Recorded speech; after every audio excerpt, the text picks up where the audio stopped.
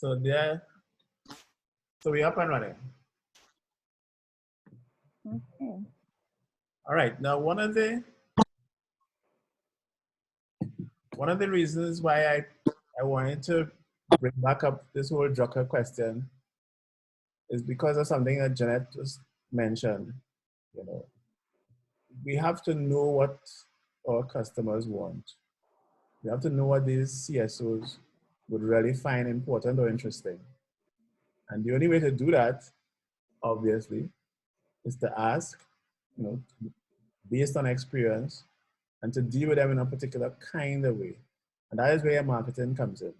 And the marketing has to do with primarily with communication. Now, how many of you did marketing courses before outside of Glenda? And I know Glenda did. Who else? I did. Karen, okay. Bonnie, you did? I did. Bonnie I did. So, sorry, what public relations I did? Oh, okay. All right. Now, I did also. one of the things that really used to fascinate me about marketing in the old days, and I remember the old days for me is way back. It's not the same as the old days for you guys. But in the very early days, everybody used to talk about the 4 P's of marketing. Have you heard about that?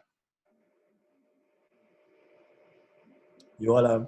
That was way before your time. All right. So let me just give you how, in those days, the marketing experts kept talking about product, price, place, and promotion. Okay? There was this concentration on describing the product. So the early days of marketing, people talk about, if they were talking about a car, they would talk about all the features of the car, what it could do, etc., etc., etc. Of course, price was most important. Promotion used to be always about telling people about this car, about this product. And place had to do with the actual physical marketplace, whether it was a showroom or, of course, in those days, they didn't have online and all that. So that marketing used to be concentrated on those four P's. Everybody hear me? Yes, sir. Yes, we are. Yes, we listen. Yeah. So I do. around the mid 90s, thereabouts, the conversation changed and people started talking about the 4 C's of marketing. So instead of price, they were concerned about cost. Instead of promotion, they were concerned with communication, which is, as you would appreciate, slightly different from promotion. And promotion tends to be one way, I just want to get out my information about this product to you. Whereas communication is what we were discussing with Jeanette in terms of finding out from the consumers, from the customers, what they read. Place was replaced by convenience. So that's how online marketing, online sales, everything, became different then, because it wasn't just about a physical marketplace. It became about convenience. And instead of concentrating on the product, people were concentrating on the consumer. So you had convenience instead of place, consumer instead of the product. So you won't focus on the product. So instead of trying to sell a car by telling us all the beautiful features on this car, you started thinking about the consumer now and saying, okay, this is what will make your life easier, to have a car that is safe, that has a facility for carrying your kids, and fuel economy, etc., etc., etc. So that was just a quick, little history lesson in terms of what marketing evolved from. Now, they have gone, additionally, in terms of what you would see online and so in some of the MBA courses, they start talking about the C's of marketing.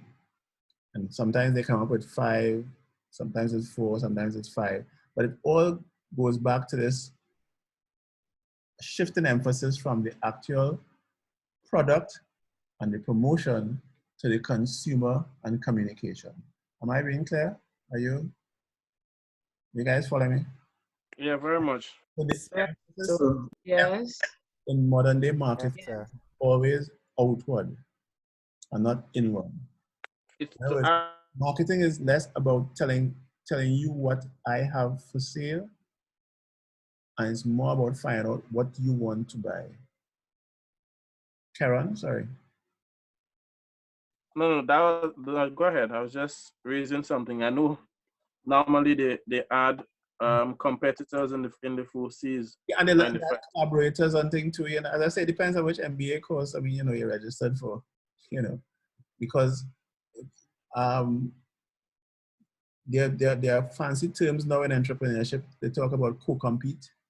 You know, Yeah, I heard about that.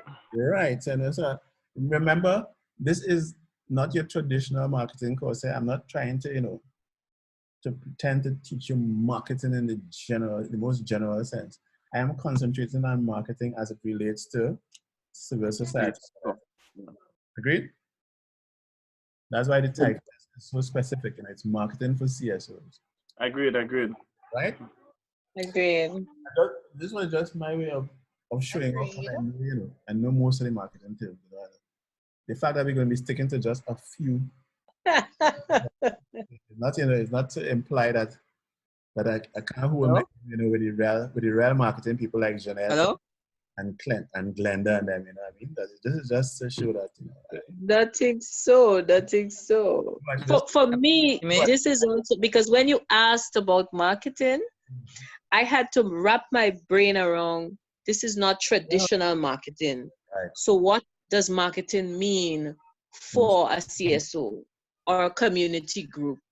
Because it has been a focus there's been a lack of focus on marketing in community groups for years, right? So I had to listen to the question, and then I'm trying. So my response was kind of very broad, Yeah. because I'm trying to put what I know into what this new thing is about.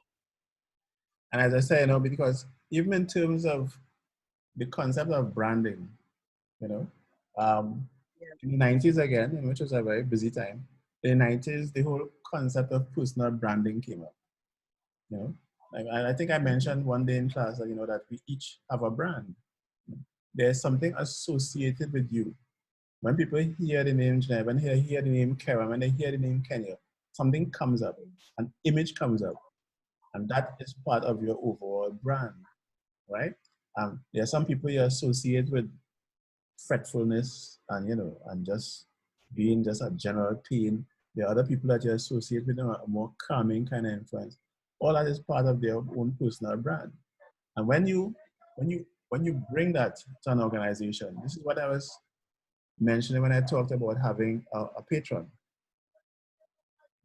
Have somebody that comes with a larger than life brand, you know, it makes a big difference. I mean, we all understand celebrity branding, right? Because right now I'm working on a project, and I always find a way to involve you guys in any project I'm working on to see if I get any free help. If I get any free help from you, you know, by bouncing. I No. don't Everything have, has a cost, do not, remember? you all have no idea how much money I made off of you all last semester. When you say free, I mean free in terms of helping us set up, you mean, eh? volunteer, you can volunteer, or you don't go free. Be charging you. Jeanette, Yes, ma'am. it's not the party that made so much money out of us last time. He's saying make money on us, so that I hope he understands that we'll be wringing every little bit of freeness we could get out of him. No. That's right. If I taught you correctly, you'll know that there's no such thing as freeness. Exactly. There must be an ultimate game. There must be an ultimate plan. Every single Start is up looking free. thing I do adds There's a to cost. my skill set. So even if I'm answering a question from you, you are helping me later down the road in some other project I'm going to be making money off of you, you know. So Or vice versa, you know. it better be. Otherwise, we'll have time with dealing with me. You know. If can you honestly tell me that in the last 9 to 10 weeks, nothing has come up in work where you've been able to use at least one thing you pick up over those two courses? Yes. Right. Yeah, definitely. I'll be sending him an invoice, right? Because Yeah. whatever you would have, Some of my groups have been moving like a boss already. so, You hear me telling them all kind of thing? right. So as I said, I'll be sending an invoice because I am putting that down as billable time from me. So Oh God. yeah. So, but coming back to the whole thing about marketing, as I said, the emphasis, especially for a CSO, is on not so much telling people what you have, but telling them what you can do for them. And the only way you can tell them what you can do for them, obviously, is if you know what you have, right? So there's a certain amount of introspection that goes on at first, right? That's where the organization knows itself. See, only way you can help people is if you can really help yourself, right? Because clearly, you do not want to offer help to someone and you can't, you're in the same shambles yourself. The last thing you want to do is to be, and this happened in Trinidad already, to be a trade union going to represent workers as part of a collective bargaining unit and have your own workers on strike. I'm not making this up, The biggest union in Trinidad and Tobago at the time, the Oilfield Workers Trade Union, while they were busy negotiating on behalf of their collective bargaining units in tea and tech and in the electricity commission and in the oil fields, their own workers were on strike. Can you imagine that? How can you fix other industries when your own home, is under threat? So that, that was a serious damage to the brand there. Because how can you say that you're this fancy union, supporting workers' rights, and your own workers in your own office, your own head office are on strike? I mean, that doesn't, So it's the same way if you have a CSO and you want to tell people about how to organize a CSO and your CSO is disorganized, there'll be zero credibility there. So the marketing plan and everything else has to do with communication, but it has to do with a focus outside of yourself. You want to focus on the consumers, the clients, however you want to refer to them. You want to focus on them in the sense that you are able to provide them with a service. It's not as if you have a bag of services here and you're just looking for people to hand it off to. What it must appear like is that you've gone out there and looked for things that would make a difference. And when you brought those things that would make a difference into your organization, you realize, hey, I have tools to do that, man. I have the tools to help this. I have the tools to help do this. I have the tools to help do that. So the sequencing is important. It mustn't look as if you have a bag of solutions waiting for problems.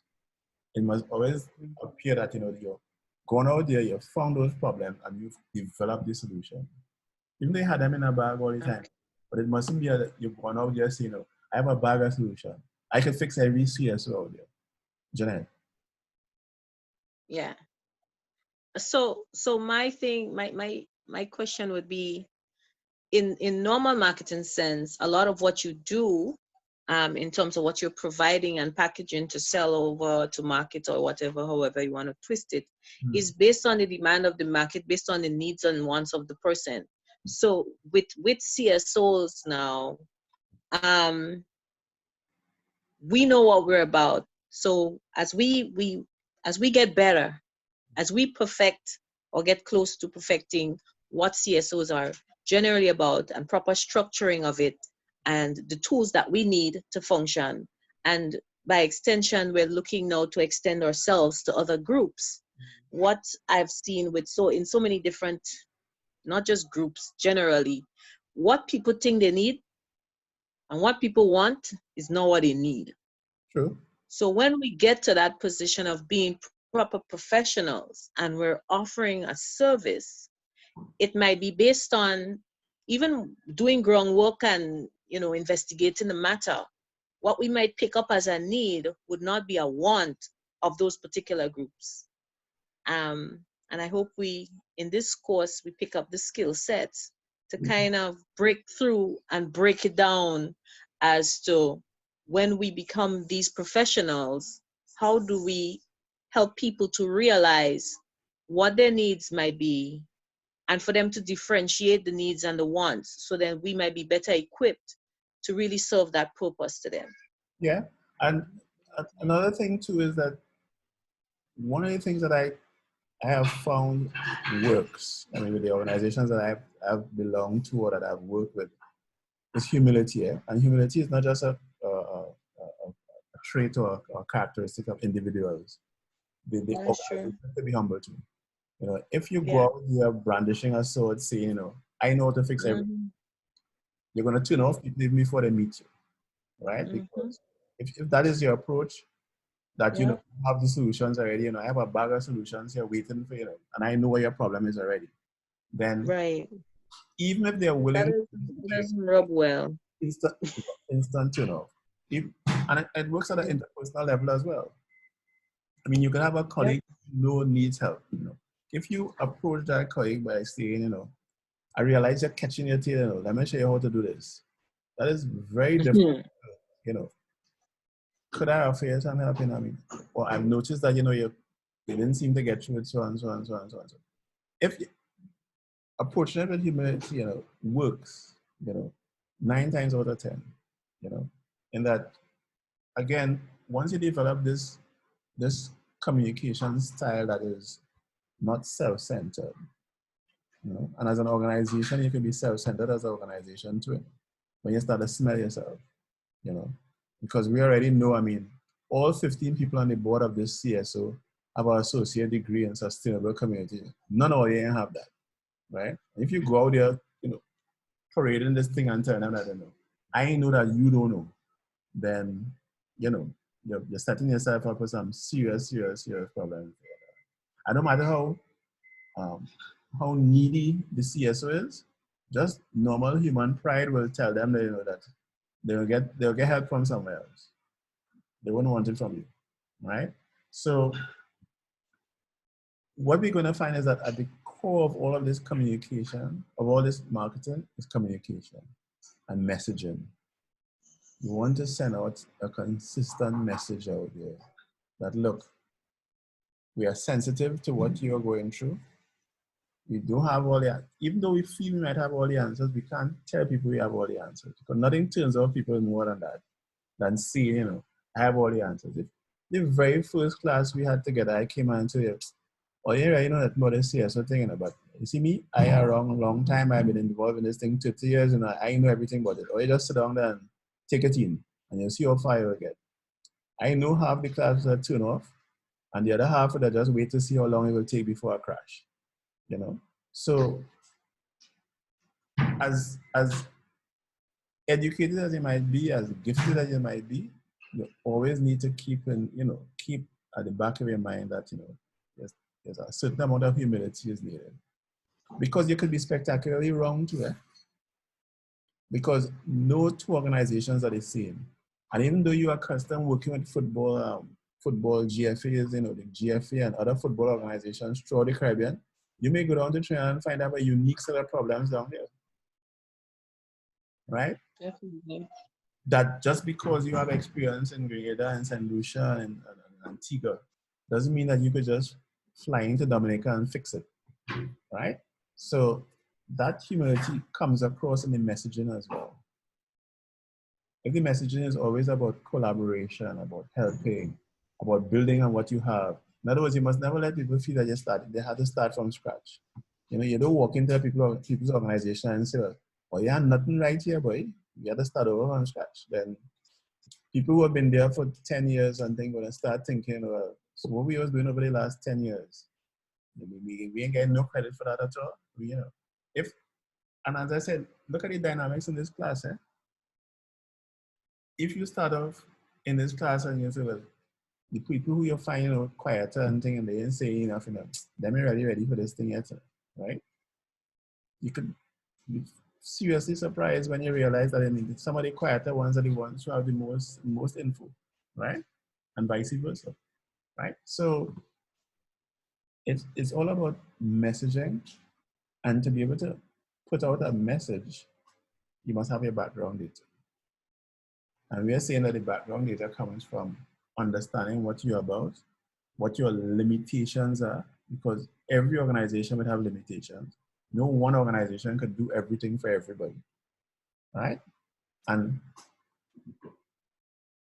what in marketing will end up being about is about how we communicate internally, which is my major sticking point here, because as I said, working with CSO, I know that we tend to overlook that. And we overlook it in businesses as well. It's not only in nonprofits. There are a number of businesses out there where the marketing department thinks marketing is their job and their sole domain. And anytime you have something like that going on, then you're in for a rare problem. Because if Grenlec's marketing division thinks that only they should know anything about communicating with the public, then the frontline workers are going to set them up. The meter men are going to set them up, right? The maids are going to set them up, because the security is going to set them up. Because Grenlec could have as improved, as impressive a public relations and a marketing image as they want. If the first time I go to that door, especially in this COVID era, and I ain't have on my mask or something, and the security guy rough me up at the door, you know, what you know you're supposed to come in here without a mask. That is going to reflect on Grenlec. I'm not going to be interested in who Grenlec, which security firm Grenlec is hired. That's not my business. I'm associating that security guard with Grenlec because it's on Grenlec compound the thing happened, right? So the more we start talking about marketing and communication and messaging, the more you're gonna have to get, you know, really, really fixated on having the internal message first, so that all marketing, in my humble opinion, begins internally. You do not want to get a message out that doesn't resonate with everybody on staff, right? Now, Vonnie mentioned Apple. She's, you know, as I say, there are only two brands I really take seriously, right? And if you look at the other brand that I take seriously, everybody from captain to cook in BMW is part of this notion, this brand image that is the ultimate driving machine. You can't find anybody working at any BMW factory who doesn't believe that. Well, I remember it this way, who doesn't say they believe that, because they know if they don't say they believe that, they really won't be working there again. Because that is so much a part of the messaging that everybody, the guy whose job it is to just press in the rondelle is the little BMW sign on the bonnet. There's somebody who puts that on by hand there as part of the finished product. Even though he may not be an engineer that designed the vehicle, or he wasn't working in the, you know, in the more sophisticated parts of the assembly plant, his or her job is to put on that rondelle, and that is the final act of making this thing a BMW. And that person has to buy into it as well. And they have to take a certain amount of pride in just putting in that rondelle. In the same way that the person who's putting in the fancy transmission and putting in the fancy this and that takes the same pride. And that is what you have to have in any organization. So from captain to cook, literally, must be part of the marketing. So all of that was to say that once you're talking about marketing for CSOs, this is everybody's job. There's no marketing division in a CSO. Everybody is like a walking billboard for the CSO. So if you have Karen as your leader temporarily, or Vonnie, or Brenda, or neither anybody, what they do is going to fit you. But what the other people do as well. When they run into Richardson on the street, or they run into Michael on the street, and worse yet, somebody like Michael is the most popular man in St. Mark, or wherever it is, he's the most popular one, right? If Michael gives up the wrong impression, then all the work that Vonnie and Glenda and Shona and everybody else would have done would be undermined. And then somebody would have to ask the hard questions, you know, who teaches them people marketing? Right? You know, at which point you all will forget my name, you know, and mention somebody else, right? Because I don't want to be associated with that. Yeah. So as I said, I mean, I want us to lay a really solid foundation for this part of the course. But I think this is very important, and not only in terms of how the organization is going to get and expand its resources. Because remember, marketing is not only about selling your services, it's about gaining support too, you know. Because you don't want to have an organization that is only 8 people who have the degrees in it. Suppose nobody else wants to join because they figure that is a highfalutin club, you know. It's only if you have a degree from TAMCC you're supposed to get into that. That's not the image you want. You want to be able to grow as part of your succession planning the other people, because once this first batch of people running that CSO make their first million and gone, there has to be a set of other people coming up in it, right? And if you do have that as part of your succession planning, then this CSO will be fantastic for the next 4 or 5 years. And then everybody else will get big enough and branch out into their own stuff. And then there'll be nothing left. Because there was no attempt to groom another generation, another batch of people, right? So I'm thinking when you talk about sustainability, remember sustainability is always about how are you going to go on, hopefully into perpetuity, right? And to be able to do that, there must be some consideration for succession planning. Some of the best organizations have failed because they didn't do that. They had a bright batch of people, and they nurtured that bright batch of people and they ignored everybody else. When that bright batch of people left or moved on, there was nothing. Absolutely nothing. And we've seen that with teams as well. Look at a cricket team, look at an international cricket team.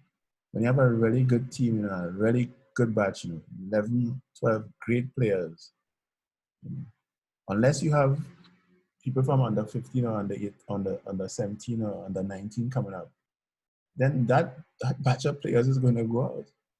So you had a terrific quartet of fast bowlers in the 80s and in late 70s, 80s, early 90s. And then after that, Zokes, nothing, right? Because you weren't gradually grooming people into the thing, you know, in terms of the succession planning. All right? So, I've rambled on a lot, but any comments, questions before I get into some of the textbook type stuff? Steve, I wanted to comment slightly on the issue of language and within the whole marketing process. Well, let's just say the relationship. Because to use an external example, a religious example, usually when North American Christians travel to the Caribbean, Canada, they come and they say they're going to the indigenous people, and the approach was that these people don't know nothing, and we're going and save them. We're going and save them, right? And in history, there's only one couple I met who clearly had experience in traveling around the world, and they said that we're not coming to really push you around or teach you. We're coming to walk alongside you, and we're working as a partnership. And I respect them up to today. Right? And so the language, because some of the language could be very, could push off people. Yeah. And yes. And that's what the humility, that's what I was talking about. Yes. The humility comes forth in the language as well. Yes, definitely. So I mean, that. Go ahead, sorry. I was saying that made my evening. That is my sticking point to reflect on. Just keeping it, just being careful with how we speak and sell that whole CSO, market CSO. Yeah. You see, it's one thing for you to have a certain level of internal self-confidence. I mean, self-confidence is important. You don't want to go and stand up in front of a group of people and song as if, you know, I ain't really too sure if this is what, I hope it's so and so and so.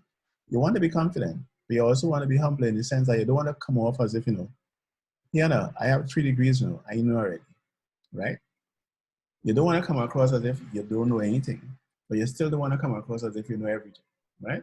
So the language, the body language as well, because when we start talking about marketing and messaging, I mean, only a small fraction of human communication is verbal. The majority of it is non-verbal. And that's the added advantage of face-to-face meetings and, you know, being able to see somebody's entire body language. Because even in Zoom, I'm sitting down here, right? But I mean, you know, you have no idea if I wear my PJs, my pajama bottoms, you know, I mean, I really just, you know, just coasting until 7 o'clock to go in my bed. But so that even though a lot can be captured in terms of, you know, Zoom meetings and so, still that human interaction, that face-to-face, and just the length of time I take to shake your hand, I mean, pre-COVID, the length of time I take to shake your hand, you know, if I'm shaking your hand, but you could tell that already, and you know, this wasn't really my first choice. Now, really, wasn't gonna only shaking your hand because you stick out yours, and you know, and rather than leave you hanging, you know, I kind of humbly, you know, just kind of chuck mine at you, kind of, as opposed to, you know, a more vigorous, engaged kind of shit.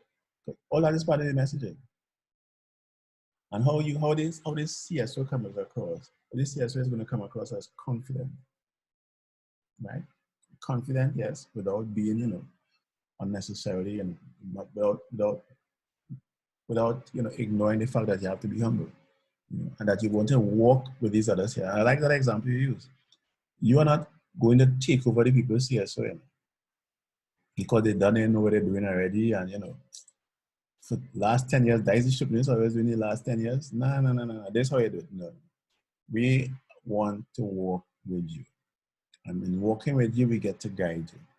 Because I mean, even if you take an example from the visually impaired community, right? You know that there are particular ways for you to work with visually impaired people, you know? Right. I learned that. I mean, I used to belong to the Blind Welfare Association at one time in Trinidad. And I mean, this idea that, you know, that when you see a blind person, you could just grab them by the hand and, you know, and help them cross the street. That's not the proper protocol. The proper protocol is to let them hold you. Right. Let them hold you. You put your arm out for them to hold you. It's not as if you're grabbing it. It's not a dog on a leash that you're going to cross you. So even though you think you might be doing something out of the goodness of your heart, you figure, you know, everybody else sees this blind man there. Nobody want to help cross him, as opposed to I going to cross him. You see, if your attitude is I going to cross him, it means you're not taking him on a leash like a dog and pull him across the road, right? If you're going to assist him in crossing, you see, does it change in the language, right? The language, yes. The language tells you the mindset too, eh? If Right. you and I say, I'm going to cross that blind fella, you know what I mean? He can't cross by himself. So I am going to physically, you know what I mean? If I have to drag him, he will cross that road today because I couldn't cross him. As opposed to, I'm going to assist the gentleman in crossing. See the difference? Because if I say I'm going to assist him in crossing, it means that he is going to be doing the majority of it. I'm just going to be a shoulder or arm to help him guide and tell him, okay, yeah, the pavement now, you know, raise your foot. Right? So I'm glad you brought that up because To help you. I have an associate degree and I come to help you CSO to move forward. Unlike you come, we are here to walk alongside you and to carry you to better pastures or however we want to put it. That sounds so much better than the whole negative lighting. I come to fix your problem. yeah, Yes. yeah. Yes. Yeah, it's But you see, you know, a it's lot a of the, a powerful lot of point. the time, too, we mistaken self-confidence with overconfidence, right? And that's where a lot of the time things get cocky and we bring across this miscommunication. So it's okay for us to be confident in the things that we do and the way that we approach things, because being self-confident means, okay, I understand, I know I could, I can bring something to the table. But when we start becoming overconfident now, that is a whole total different aspect. That's where humility is out of the door. Yeah. What about some of the other people I haven't heard for the evening? Are you all there? Are you? Noja? I'm here. Yes, I'm right here and I'm looking at you. Yeah, but I mean, I've not heard you. You haven't? Well, you weren't listening. Oh, I beg your pudding. I beg your pudding. Miss George, what about you? Are you sure? Hello?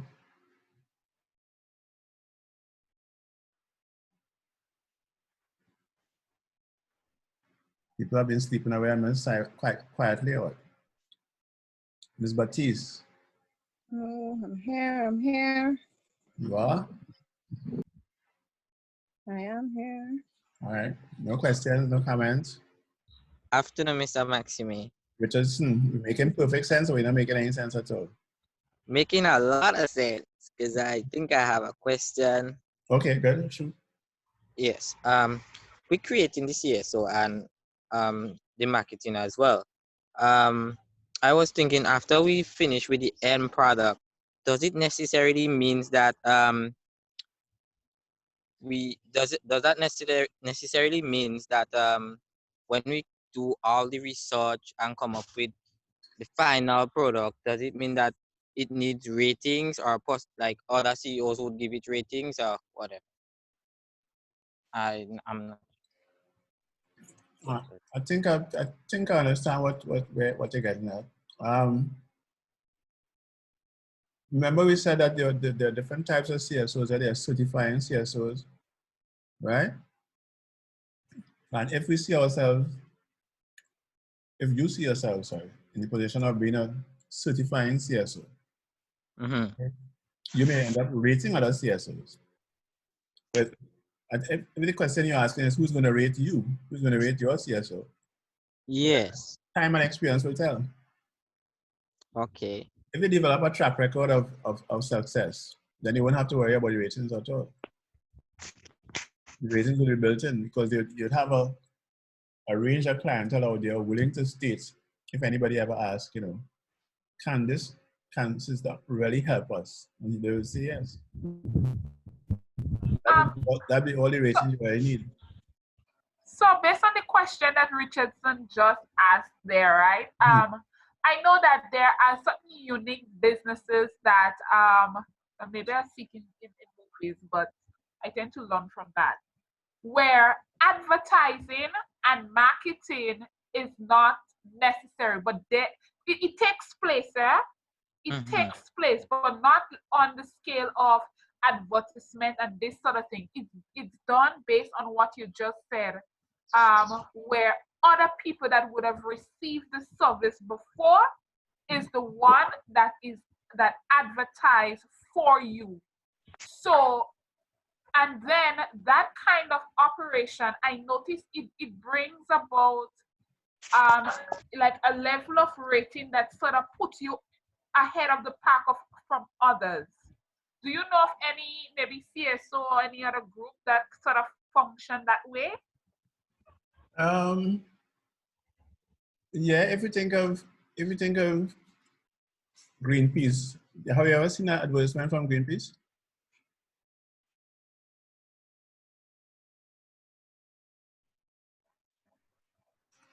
They don't really I don't think so. Not really. No, because it's almost like saying that by their deeds you know them. You know, there are some organizations that, based on what they have done and their track record, they don't have to be overtly advertising in the way that let's say that courts would advertise. Courts would advertise and say, okay, they have sale, yeah, right. But there are other agencies that may not have to, other types of operations that may not have to blatantly, overtly advertise like that, because by their deeds you know them. And they have found other creative ways to get into the media. Can I add something here, Mr. Maxime?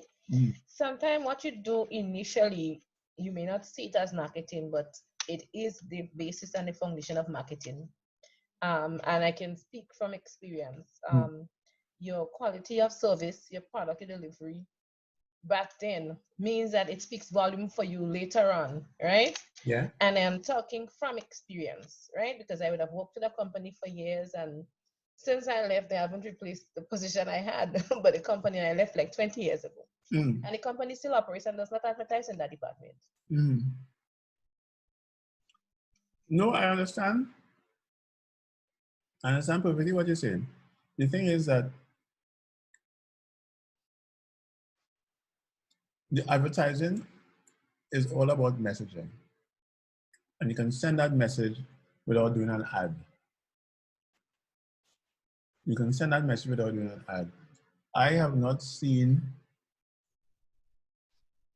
any call for people to join the Catholic Church.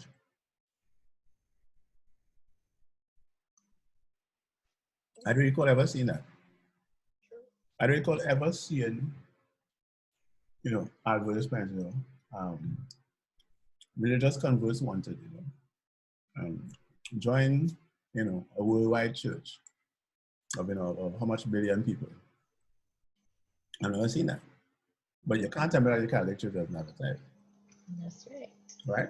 Because in the things that they do, in the schools that they run, that's one of the major areas, the schools that they run, because there you have a fresh batch of potential recruits coming through the system, right? Exactly so. In a Catholic school, there's a perception that they're going to end up being Catholics if they weren't Catholics to start with, right? So we have to be very clear about this business about messaging and marketing and how you communicate what you have that would be of value to a potential or existing client. And that's basically what it's about. It's about how you get your existing or potential client to engage with you. Because that is how you're going to achieve your goal or achieve your vision. And as I said, the subtle little changes to the messaging in terms of what you consider ethical, what you would not be associated with,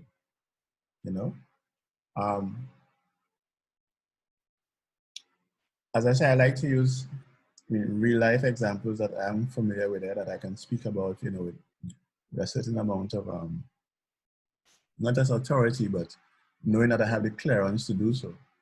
Okay, so I'm on the board of Is Right. Is Right is a conservation-based organization, right? Okay, so they're into birds and bird watching and thing, I have openly professed that me and a bird watcher, I don't find that particularly interesting to go in the binoculars and sit down for 6 hours to see some yellow-tailed, red-headed, wherever bird. That don't mean nothing to me. But I understand the value of conservation. I understand the value of having a watershed that is worth so much per acre in terms of the damage it reduces in the tongues at the foothills. So that the messaging that makes sense to me is not about the fact that I have all these nice, pretty birds that they have nowhere else in the world. I really don't give to what about that. My thing is that what it packages, the entire package is that this case of conservation is not about preservation. Because the last thing I want to hear about when talking about the environment is preservation. Because I'm sure I bored you out with that lecture already. The only thing you can preserve in nature is something that is dead. Preservation is about formaldehyde. When you want to see a preserved specimen of a kidney or wherever it is, you see it in a bottle with formaldehyde, and that's preservation. You cannot preserve a forest unless the forest is dead. You could sustainably utilize the forest. You could conserve the forest. But you can't preserve the forest. You can't take a snapshot of it and keep it like that for the next 600 years. No. Right? So that in terms of the messaging and getting the right ideas out, you sell or market the organization by things that you do and also by things that you don't do, or you refuse to do, or you're known for not doing. You know how many points, how much credit organizations get in terms of what they turn down? When an organization can say that, you know, so and so offer them so much money to do X, Y, and Z, but they turned it down because it's against their principles. You know how effective a marketing message that is? Because it shows that, you know, we have certain principles that we stand by and you can't buy us. You know, so for an organization like Greenpeace also, you know, or climate change activists who refuse to take money from oil companies and that type of thing, that's a very powerful marketing tool without going into overt advertising. Right, Natasha? Understood. With you. Right? Anyone else had questions? Yes, I think I have one more question. Please. Does CSO do import and exporting, and what is the longest reigning CSO presently in the Caribbean or in the world presently? It's a good question. I don't have the answer to the last question. But of course, CSOs can import and export. If your CSO is dealing with providing community services, like I need a vehicle. There's nothing stopping me from importing a vehicle. There's nothing stopping a CSO that represents a women's group that is producing exotic spices, and so there's nothing that stops them from exporting. Remember, the only difference is that once they do not declare profits, right? Once they remain a non-profit, in the sense that once the money is used now to sustain the organization and the pay staff, don't ever forget that. Remember, I keep telling you all that this CSO community is not about taking over our property, yeah? You know, which is the way it used to be painted in the past. You know, anybody working in a non-profit and thing, you know, is a hippie that want to walk around in sandals and ride a bike, you know, for the rest of their life. That's not what it's about, right? It's about providing services and being compensated adequately for it, right? So yes, they do import and export, but I'd have to investigate some of the longest running CSOs that I suppose unions would be in that category, and especially like the I'm sure I got you off guard. Sorry? Right, Mr. Maxime? You said what? I said, I'm sure I got you off guard with that question. Yeah. You did. But I know it didn't. I know it didn't deliberately do it just to catch me off guard. So I mean, I ain't worried. Yeah. I ain't worried. But I can always change your mark to a G2, so I go around. you know, I don't. I never afford. I never afford. It's not threatening. So, no, but that's a good question. As I said, I could look it up and see, right? Okay. But they definitely can import and export and sell and earn money, you know. But just as I said, once it doesn't go into that profit ledger. Okay? Anybody else? I wanted to make a point. Should I say, also go as far as like how some major organizations do, they actually hire psychologists and, well, marketing psychologists. So check the message and the impact of the message, the potential impact of the message before they release it. Is that over above? No. Let's take a kidney foundation, right? If the kidney foundation as a CSO decides that they want to do a marketing campaign aimed at the perils of alcohol abuse on your kidneys, right? Just making that up, right? Sorry, Mr. Maxime. Someone said they got cut off. They would like to join back. Oh, okay. Oh, yes, I'm seeing it here. Sorry. I think that's all good. I hope. Did it?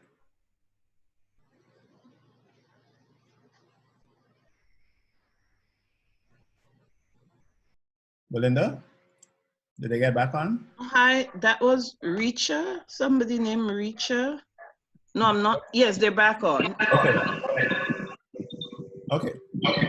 Yeah. Take off your mic, please.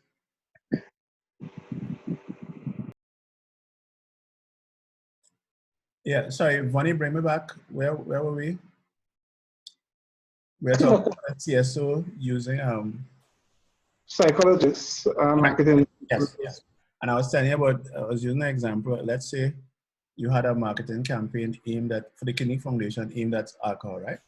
Right. And you wanted to be sure that you didn't cross certain lines. I mean, you don't want to sound judgmental and say, you know, all you people who drinking out there, they're going to lose all their kidneys.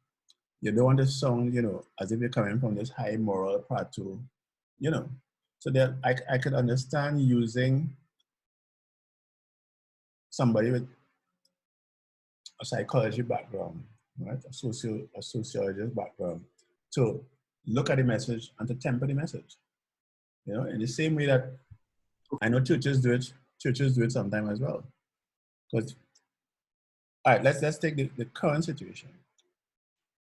What is stopping churches, some of the Christian churches who believe in the Eucharist, in the the sharing of bread and wine and so?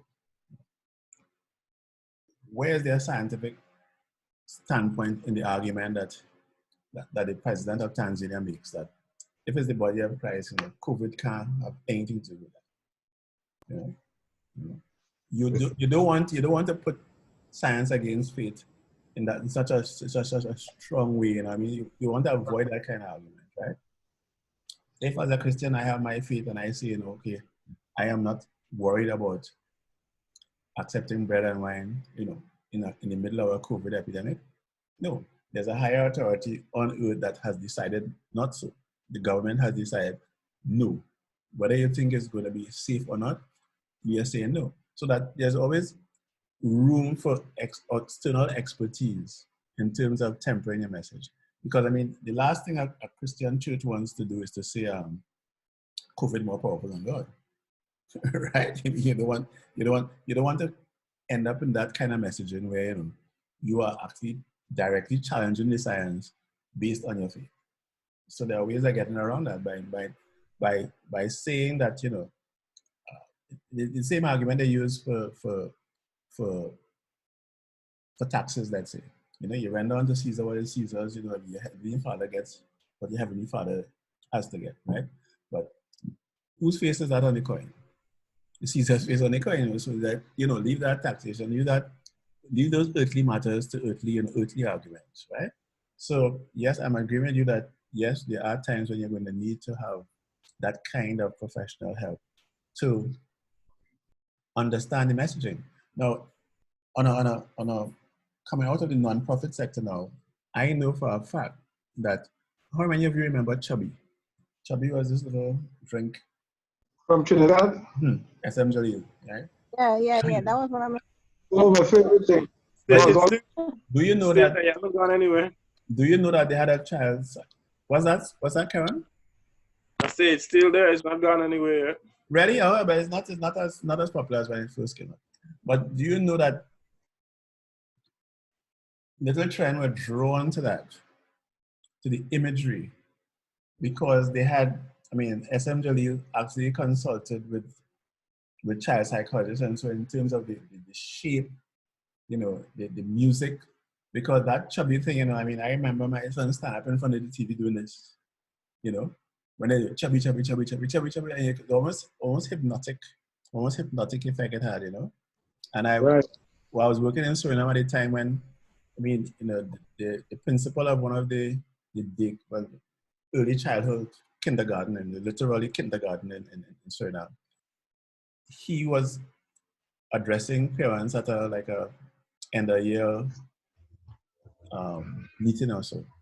And he was telling them, you know, to remind them, you know, that when they pack the lunch kit and then to make sure they put in a chubby. I mean, he was being paid by SMJ. It's just that, you know, it became such a part of the whole culture that, you know, that children expected to have a chubby in their lunch kit.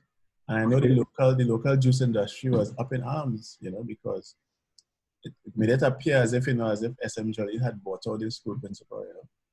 Right. It was just an honest mistake. It was just a mistake in the sense that, you know, he just got so caught up in the culture of the thing, you know. The culture of the time was that everybody have a chubby in their lunch kit.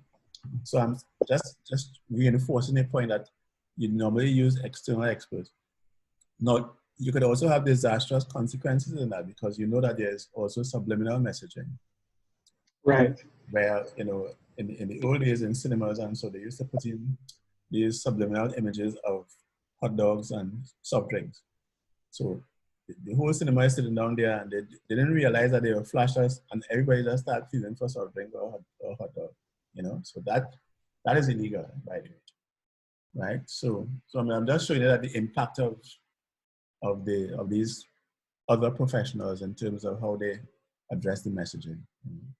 So again, it's a difference between ethical and non-ethical operations. Yeah? Yeah, Fanny? Excellent. Thanks very much. Okay. Anybody else?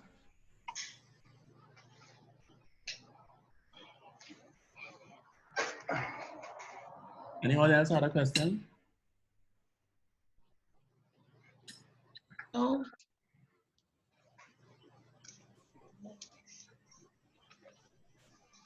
Because one of the good things with this current group is that you all have been with me for 2 courses, eh? So you know that I always utilize the face-to-face, literal face-to-face time to talk about real issues and not textbook definitions, right? We're all adults. All of us can read the notes, right? So when I send you a note with textbook definitions, you know, all of us can regurgitate that every time we want. But this is where the real interaction is necessary. This is why I guess, you know, it makes sense to have a lecture. Otherwise, you could all just consult the notes on your own, you know, at the end of 8 weeks, go and sit an exam somewhere and that'll be the end of that. Agreed? Agreed. Yeah. Agreed. So I agree. I'm That's true. more interested in the interaction, in the questions, in the examples, in the getting a point across that what we're doing is not something sterile.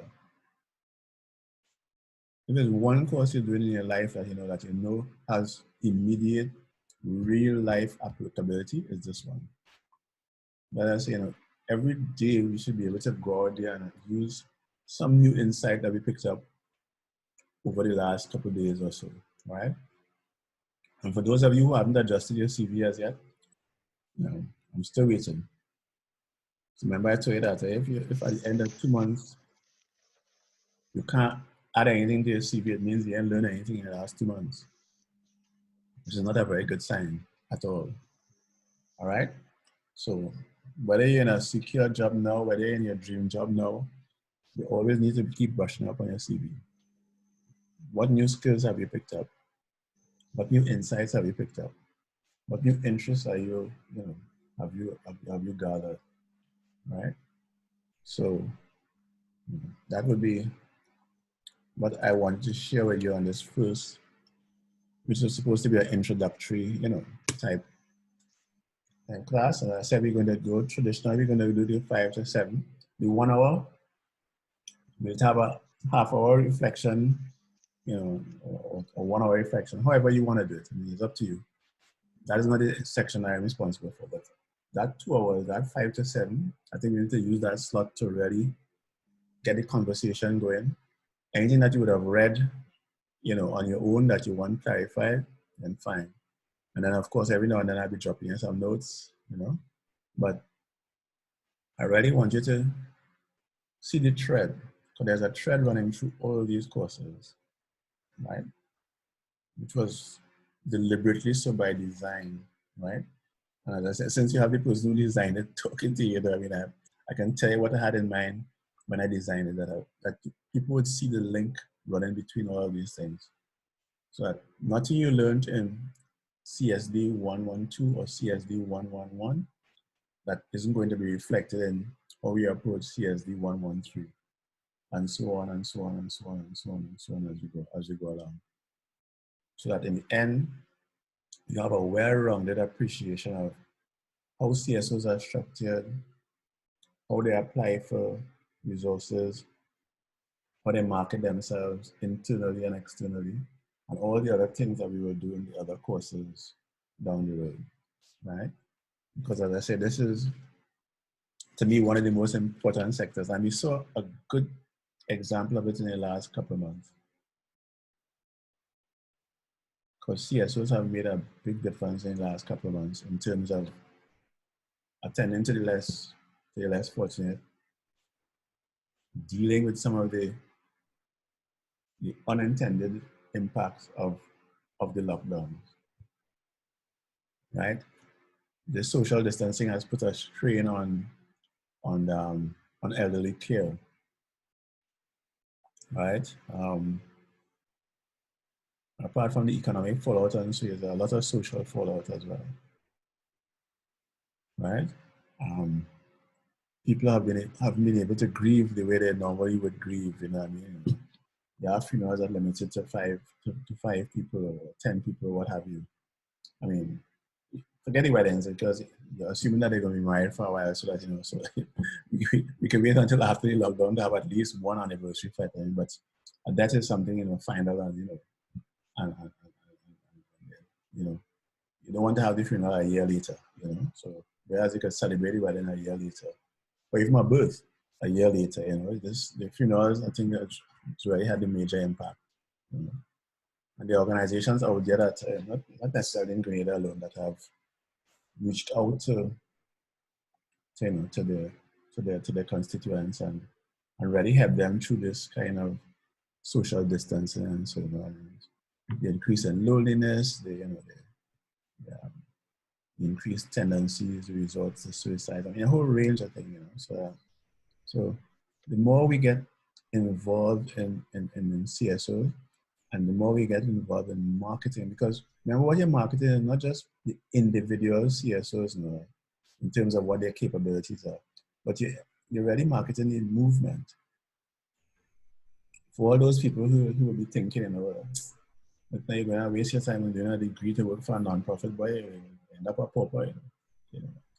Then they need to be enlightened too. That this CSO sector is a valid sector in the community. They do a lot of good work, and it is possible to have it as a professional career choice. You know? And that is one of the things I really want to spend a lot of time with you guys on. You know? I want to dispel this issue, that this idea that a CSO is about, you know what I mean, is about, with all due respect to Nausea, is about a $1,000 organization. You know, I mean, that's not what it is. Just because something is designed to help poor people doesn't mean it has to be poor itself. You know, and that's something I really don't know how else to say it without being very blunt. You know, your being poor doesn't help another poor person. You know, and I want you to be, I'm very serious about this. Your being poor does not help another poor person. You can only help another poor person if you have resources to share. If both are equally hungry, then I don't see how you're going to be of any use to that person, right?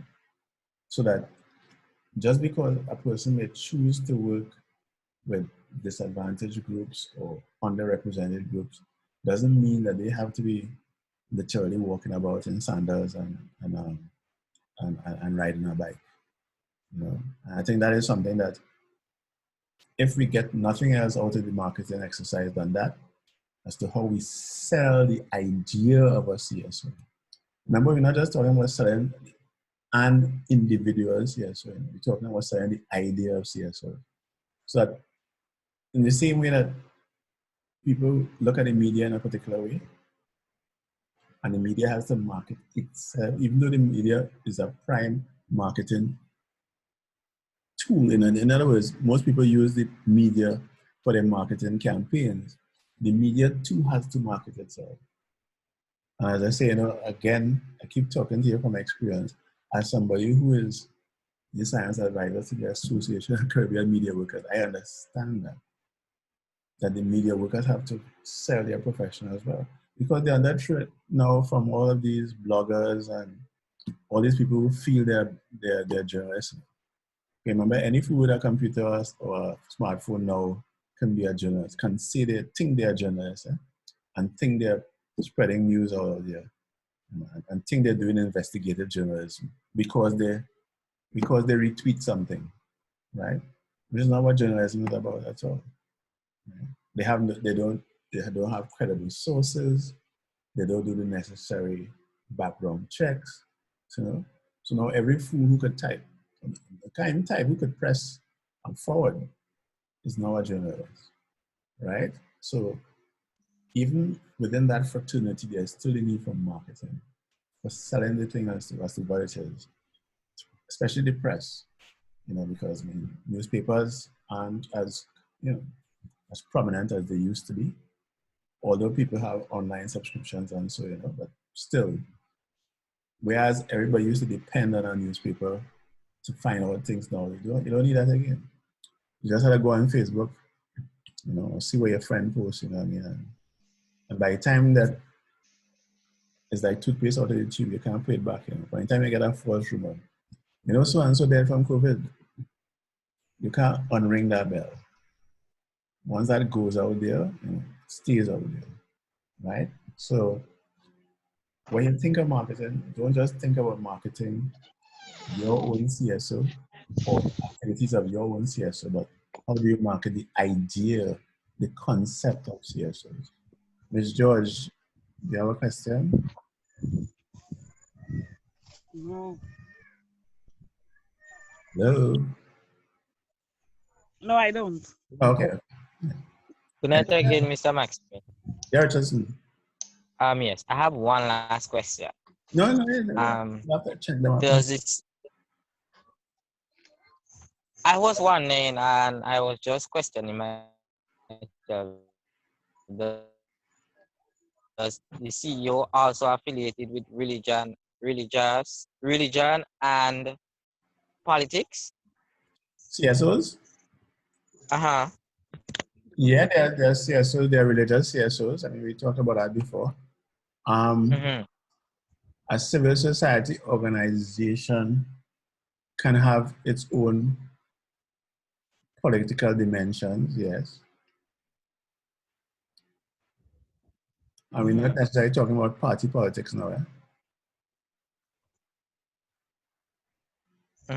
If you have a freedom of speech, very interesting. If you have a freedom of speech CSO, a CSO that may be a highly politically charged concept. If you're, let's say, living in a country that's ruled by the Taliban, all of a sudden that'll be a political statement.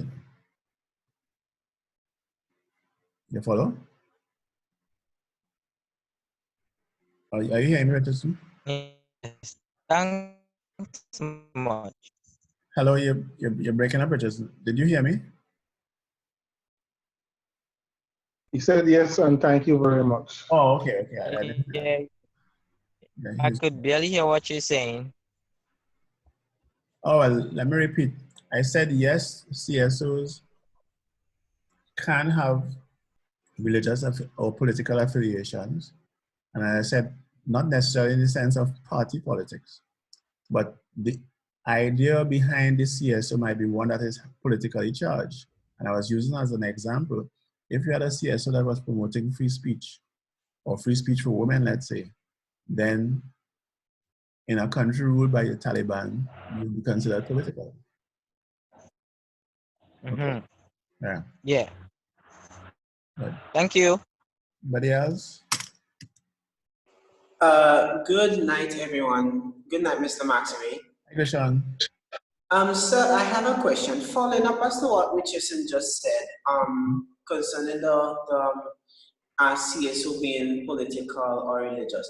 What advantages or disadvantages that a religious CSO, political CSO may face in terms of a normal CSO? Meaning a normal CSO meaning like a CSO that is mixed with both religious and politics, whatever the case may be.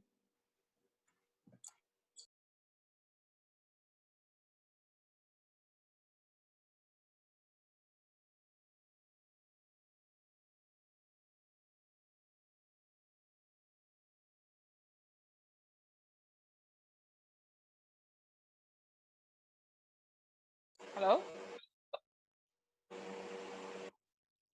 I'm not hearing anything. Mr. Maxime is on mute. Oh, sorry, my mic, I muted my mic when you spoke. Oh, okay. Yeah, I was saying if you had a religious organization, let's say Seventh-day Adventist movement, right? And they had a particular group, civil society organization registered in the normal way. What would be limiting is the fact that there'd be a perception that only Seventh-day Adventists can join, by definition, right? Rishon? Yes, I'm here. Right. So the limitation I can see there would be the possible width, the width of the membership. In other words, the breadth of the membership. How many people would really qualify to join? And then will they say that they're only going to help other Seventh-day Adventists? I would have to see what their mission statement was like. Rishon, are you hearing me? So you're breaking up a bit, but I'm hearing what you're saying. I think you need to take off your you need to take off your Mute mic. his mic. Mute your mic. Okay. Because I'm hearing myself on your machine. All right, I'm going over it. I'm saying if you had a CSO that was formed, organized by a religious organization, let's say Seventh-day Adventists, then there would be a tendency to think that, okay, I couldn't join unless I was a Seventh-day Adventist. That's one limitation I would think. And then I'd have to see their mission statement to see if they're prepared to help others in the community who are not Seventh-day Adventists. You follow? So that would limit their messaging as far as I'm concerned, in terms of if they were looking for resources from outside of the church, then I'd want to know if I provide you resources, are you going to single out only the Seventh-day Adventists in the community to help, or are you going to help everybody? Yeah. So those would be some of the initial concerns I would have in having a CSO that that states out front that it is religious based, especially if they're looking for resources from outside of that religion. Now there are a number of CSOs that are religious based and they don't have to look outside for support, and there's nothing wrong with that. In Trinidad, I know what is it called? Islamic, I'm trying to remember the name of it now. But there's an Islamic organization where they do a lot of community work and thing using their zakat. The zakat is like tithes that Muslims pay for their church. And then that organization can then help people in the community. And I don't think they're limited to Muslims. You understand? So I would need to see what the mission statement was, so that I have nothing against religious-based CSOs. As I said, I would just be limited by what their actual mission was. Okay? Thank you very much, sir. Vonnie, did you can you think of anything else outside of what I just mentioned? Well, there are there are certain organizations that make clear the interaction based on, as you said, the mission vision in association with the religious belief. And then on the other hand, there are some that regardless of the religious belief, within the Baptist, we serve the whole man, whoever. We don't care where you come from. We don't care where you're going. We don't care if you're gay, you're single. Those things doesn't matter. The Baptist Full Alliance don't care who they serve really. And there are organizations that are strong on, yes, they have a religious faith base and some doctrinal beliefs, but they don't let their beliefs interfere with the work that they do outside in the community. of the community. Yes. Yeah. So that's what I was, and I think the Islamic Association is in the same category. And the membership will be limited to Muslims, obviously, but the work that they do is not limited to Muslims. So if they're feeding people, they don't ask you your religion before they feed you. Definitely. Yeah. So I see no problem with that. Yeah, guys. So I think we had a excellent more than 2 hours of of face-to-face interaction to start this course. Look forward to sharing some time with you guys again on Tuesday. So if you have any other note, I will put it on the WhatsApp chat group. Remember, we have to stick to the CSO marketing chat group because this is the people on that group are the people who are continuing on, who would have passed their first 2 courses. Okay. Any other closing thoughts before I? And of course, I'm going to post the recording from today on YouTube, so for people like Michael who may have gotten cut off in between, they could appreciate the full interaction. Anybody else? Mr. Maxime, Karen. Are there any repeats to the courses, especially those 2 courses that would have been failed earlier by persons who would not have passed? I really don't know. It would depend on how, because remember, since it's a scholarship, I'm not sure if they're going to sponsor people, the same people to do it over, next, whenever it's going to run again. Right, I understand. Because I can't physically run it, I can't physically run it again. Okay. I really haven't thought about it, to be quite honest. But the majority of people who didn't get through, people who didn't come, didn't persist with the course. Let me put it this way: there was no one who attended all the classes who failed. If you understand what I mean. So, quite understandable. So once you showed some interest and you are wrong for the classes. Okay. Okay, Mr. Maxime, I have a question. Yeah. Why was the syllabus, not the syllabus, but the units adjusted for this semester? You mean from the 3 courses that you're supposed to do? Yeah, we were supposed to be doing organizational leadership and management, but instead we're doing critical management, critical thinking. I have no idea. That's a TAMCC internal thing. Remember, I'm only responsible for the core courses, the core, the CSO related. Okay.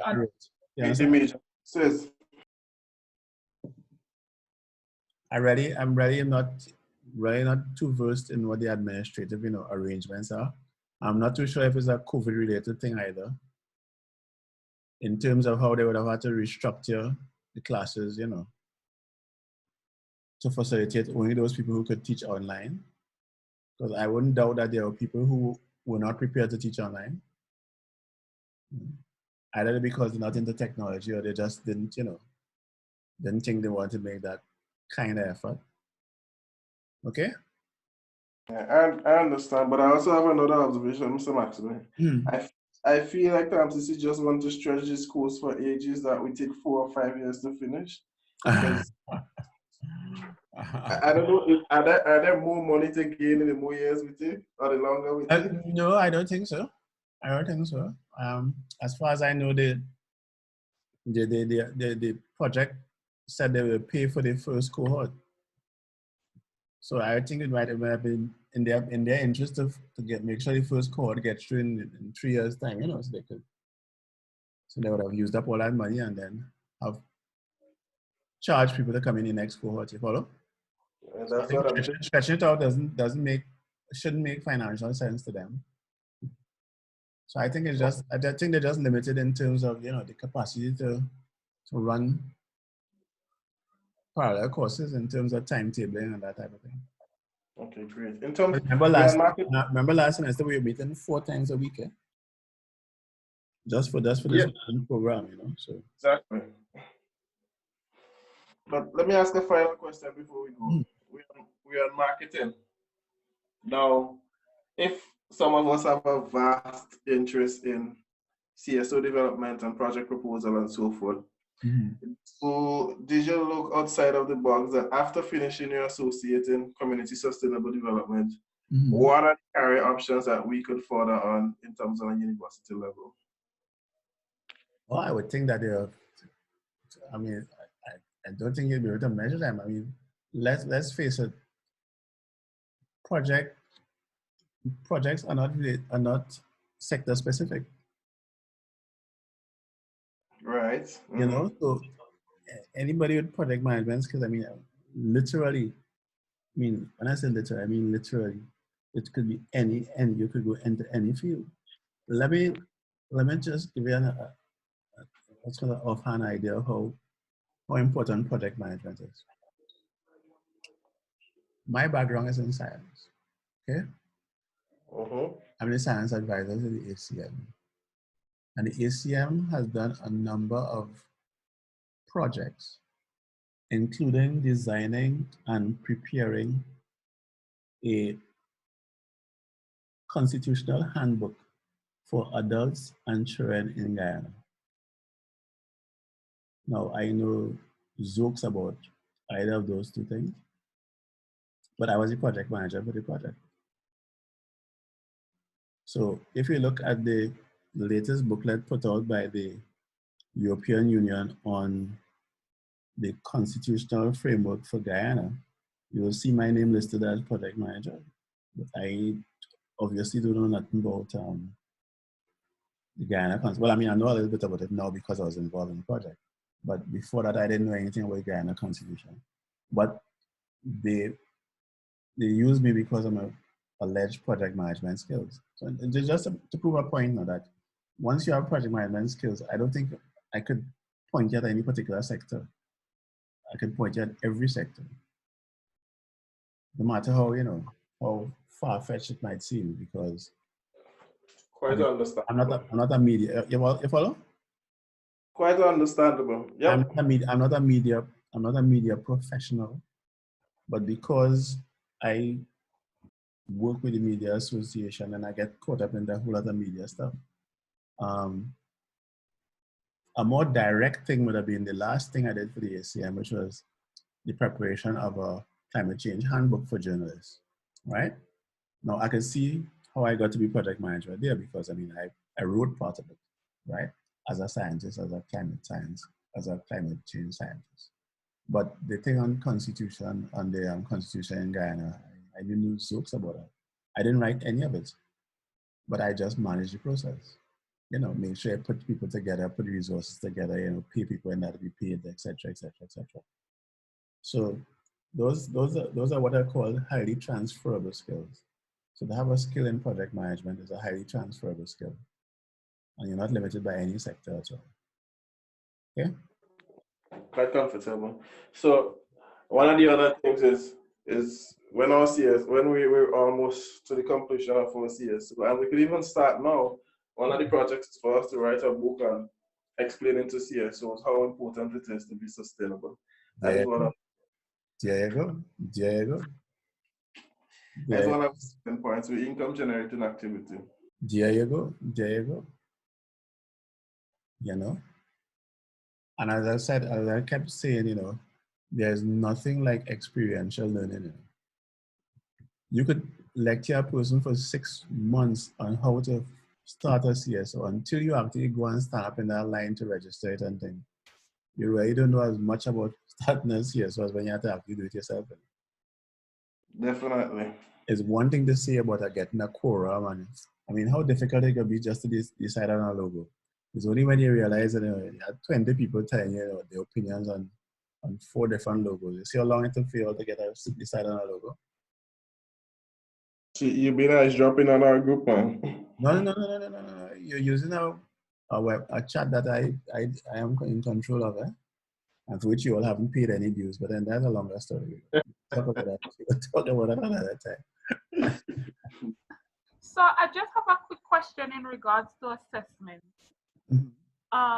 Would it be done similar to what was done last semester, or are we using last semester? There was a lot of group assessment, and different, it was a lot of assessment based on my interaction with you, which was very difficult to keep up with. I'm thinking that we definitely not going to do any paper and pencil tests. I mean, I don't believe in that. But I may break up into smaller groups to do a more specific marketing plan for a particular aspect as your final assignment.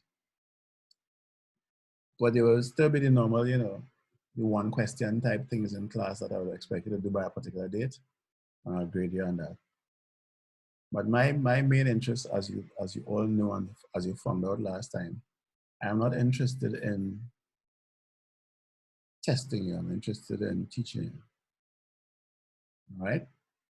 So once you show the interest and you stick around for the ride, I don't think you have to worry about whether you'll pass or not. Okay? Okay. Unless your name is Glenda, of course. Unless your name begins with a G. Then you have a Next thing the whole class getting G, everybody wondering what's going on. Yeah.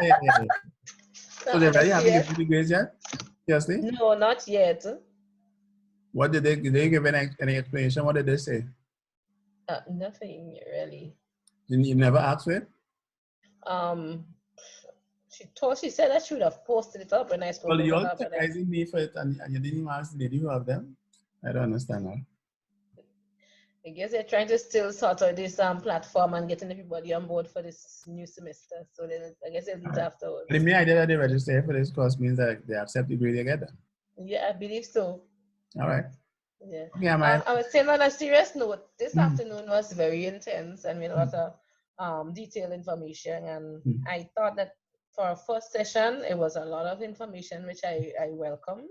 And I look forward to working along with you this semester and moving forward still. I enjoyed working along with you last semester. Me too. And you made it easy going for us. You made it relaxed and comfortable. Yeah. And I guess that is why you have That's my job. to do here again today. No, but that's my job. I mean, you did. I gave you thumbs up, 2 thumbs up, not 1, 2 thumbs up. And thank you very much, sir. No, Richard is saying 3. I hope he has 3 thumbs. You're most welcome. Yeah, so thank you very much again, Mr. Maxime. There are certain things you can't fake, eh? Yeah, and the G could mean green, great, green, Grenada, all of that. Thank you. Or go away. But now, as I said, there are certain things you can't fake. I think if you guys didn't realize that I literally enjoy this, you wouldn't take me seriously. So you can't fake this. I recognize you did enjoy the time spent with us. I believe what I tell you. I'm not telling you stuff, as I said, that I'm reading from a book. Or that and you were very patient too, and that we appreciate. Yeah, but I mean, that speaking comes for myself, but I'm sharing the same sentiments as the group. We appreciate that. I am, and I know that people learn differently. So everybody learns differently. Some people are more visual, some people are more tactile, some people need to ruminate. And it's only 2 weeks from now they will ask me a question about today, but it's only then it hit them, that I should ask about that. And as you all know, you're welcome to do that at any time. I mean, WhatsApp chat is open 24/7 literally. So if they get a brainwave at 2 o'clock in the morning, don't expect me to answer you at 2 o'clock in the morning. They can pose the question at 2 o'clock in the morning, right? Yeah. So I think we have a fairly unique platform here now between the WhatsApp and the Zoom. I think we'll get most things covered.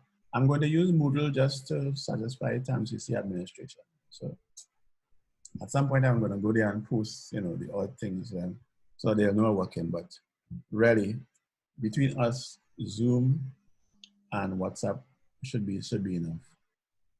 Yeah. Yeah. So Thank you. again, All Karen. right. Great, great. Yeah, thanks again, Karen. No problem, sir. I'll talk to you about the exchange of cryptocurrency, because I doubt we will be using real dollars. So we should use some cryptocurrency. Since it's so high, we're going to use some cryptocurrency. All right, sir. And you know, just as a matter of interest, you know, I always keep you guys posted on all the assignments I'm doing. So last time when I was doing something on project on proposal writing, I gave you a little insight into GCF. I must admit that I went through it. Yes, yes. I'm not they're going to get any money, but I got paid. So that was enough for me. But I mean, right now I'm involved in a regional project that involves blockchain and cryptocurrency. So I'm going to be letting you guys in on some of those. That sound like with the governor, with the governor. No, that's not with the governor. That's a regional agrotourism thing. So, Okay. so I like to bring you guys along with me when I do these things. So, and anything that has, you know, any kind of crossover links. And this project involves a heavy amount of marketing as well. And I've actually brought in a marketing expert to work with me. So I don't know, maybe somewhere along the line, maybe in the 7 to 8 week, I may ask her to do a guest lecture. Okay. Right? She runs a company, a local company here, a marketing company. Very good, very good. That sounds interesting. Yeah. So you don't have to listen to me all the time. And then my better half has a degree in marketing too. So at some point I'm going to let her see who will be keeping me laughing and things for these 2 hours every day. So I might You can always do Zoom and have some bust up shot, you know? Exactly. That's the one who make the what you call it, the alupai. Yeah? So yes. Yeah. So you know, that's alupai. Yeah. At some point I'll let her if I can negotiate a good rate, because she might want to do it for free, so she might want to. I might have to pay her, so I'll negotiate that. Maybe some. And of course, nothing comes for free. Of course, Exactly. I mean, some cryptocurrency again. Right, Mr. President, you will pay. Yeah. Yeah. Guys, I had fun as usual. Thanks for paying attention. Thanks for checking in. You know, we had a very decent class. I enjoyed every minute of it, as I'm sure you know. And we'll see if we get a full class on Tuesday. Excellent. Okay then. Yeah. Okay. Have a good night, everybody. Take care. I'm gonna put the video on YouTube later tonight. Okay. On YouTube. Okay, thank you, sir. All right. Okay, good night. Bye. Good night. Everyone. Good night. Bye. Take care. Bye. Bye.